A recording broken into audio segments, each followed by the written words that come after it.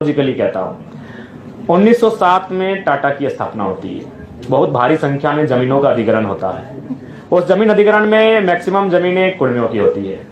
उसके बाद अंग्रेज जैसे भी थे, अच्छे थे बुरे थे जो कहिए, लेकिन कुछ उनमें था बेहतर गुण। उन्होंने देखा कि अगर ऐसा चलता रहा तो ये गरीब भोले भाले लोगों की जमीन लोग लूट लेंगे। फिर वो 1908 में सीएनटी को प्रभावी रूप से लागू कर देते हैं और उसके बाद 1950 तक कुर्मियों की जमीन कोई नहीं लेता है।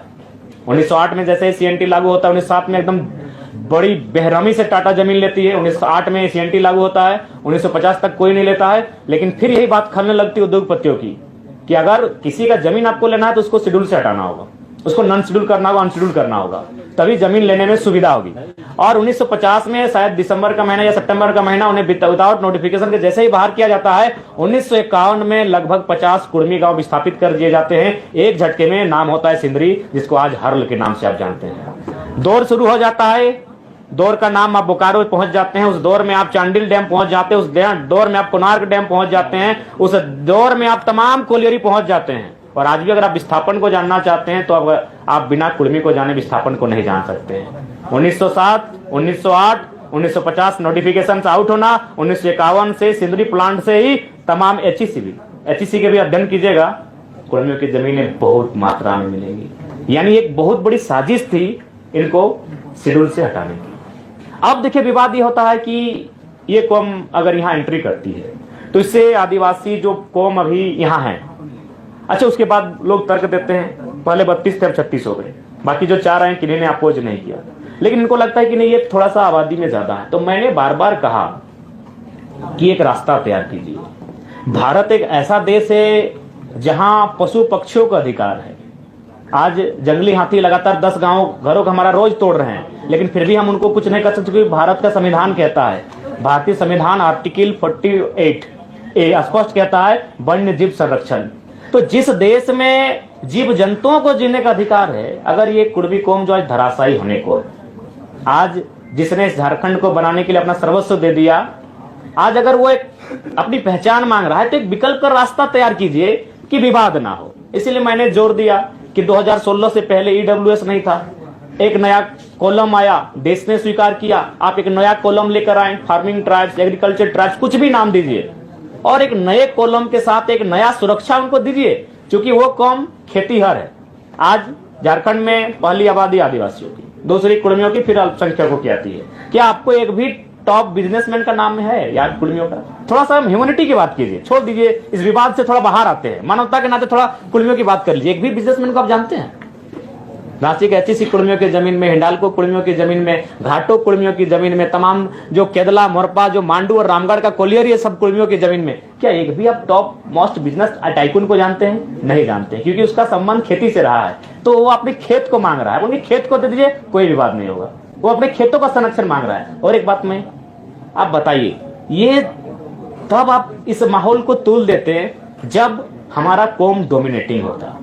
आबादी में हम दूसरे नंबर पर हैं, कल की बात करेंगे तो पहले नंबर पर हैं। उसके बाद भी हमने एक भी हमारा व्यवहार बताइए डोमिनेटिंग का, जबकि हमारे साथ तो साजिशें आज भी हो रही हैं। उदाहरण के लिए इंद्रजीत महतो, उदाहरण के लिए जगन्नाथ महतो। इस कोरोना काल में 2 ही नेता डैमेज में, दोनों कुर्मियों के बेटे क्यों भैया? क्या कभी मीडिया ने सवाल किया? क्या आपने कभी चिंतन किया?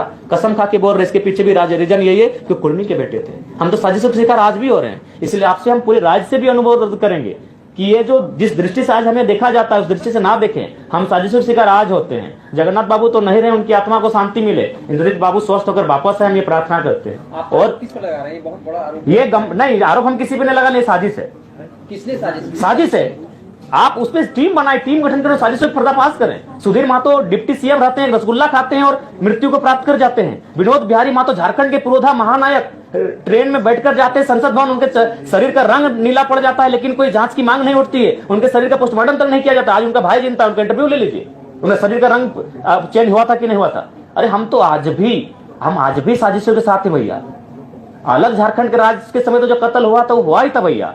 हम आज भी, इंद्रजीत महतो उसका प्रमाण है, उसका एक ही कसूर था, बेचारा कुर्मी का बेटा था। अगर वो नहीं होता तो इलाज भी होता तगड़ा और आज बहुत कम समय ठीक होके आ जाता।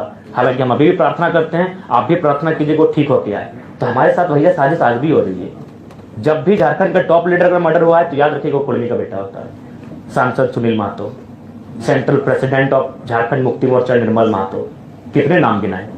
तो इसलिए हम चाहते हैं कि हमारे कौम को लेकर जो दृष्टि बनाई जा रही है थोड़ा सा उसको पॉजिटिव बनाया जाए। हमारी लड़ाई संरक्षण की है, आप हमारी जमीनों को, हमारी भाषा को संरक्षण कर दीजिए, कोई विवाद नहीं रहेगा। ये नौकरियों की लड़ाई नहीं है। जमीन के संरक्षण के लिए कुर्मी को सीएनटी में डाला नहीं, सीएनटी के बावजूद अगर आप उस शेड्यूल से को हटा देते हैं ना तो प्रभाव कम हो जाता है। सीएनटी तो है, आदि छवि रंजन जैसे आईएएस पूरा लूट के चले जाते हैं। सीएनटी के साथ अगर शेड्यूल में होते तो आसानी नहीं होता जमीन अधिग्रहण करने का। क्योंकि हम पिपरवार गए थे, वहां के जो पदाधिकारी उनसे बात हुई कि अब 12 गंजू परिवार का जमीन आता है, 12 को जॉब देना हो, क्योंकि इनका अलग ही कानून है। गंजू थे कि भोक्ता याद नहीं आ रहा है, और जतरा वाले, टाना मगध वाले 12 आते हैं, 12 को जॉब देना होगा। क्योंकि शेड्यूल जो होता है उनका जमीन लेने में थोड़ा सा असुविधा होता है, आसानी से जमीन का हस्तांतरण नहीं होता है, तो इसीलिए 1950 में उनको साइड किया गया। एकदम लॉजिक प्रैक्टिकल, ज्यादा कोई विवाद मत कीजिए, एकदम सीधा। 1907 में टाटा का स्थापना होना, भारी संख्या में जमीन, भारी संख्या के 15,000 एकड़, और काम कर रही है मात्र 3,000 एकड़ में। 1908 में सीएनटी का लगना, 1950 तक जमीनों का ना लिया जाना, 1950 में इसको शेड्यूल से हटाया जाना, और 1951 में सेंद्रीय कारखाना तैयार हो जाना। बस सिलसिला शुरू। 1958 में, 1964 में, 1972 में, 1986 में वो सिलसिला शुरू।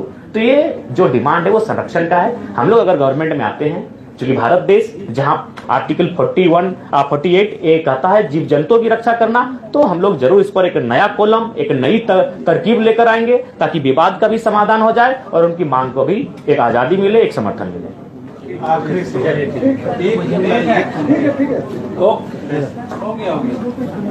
जी सर, यहाँ एक बजे का समय था, 2 बजे के बाद सर हम माफी चाहते हैं।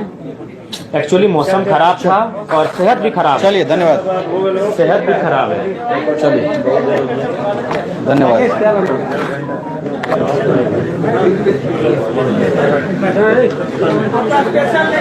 ले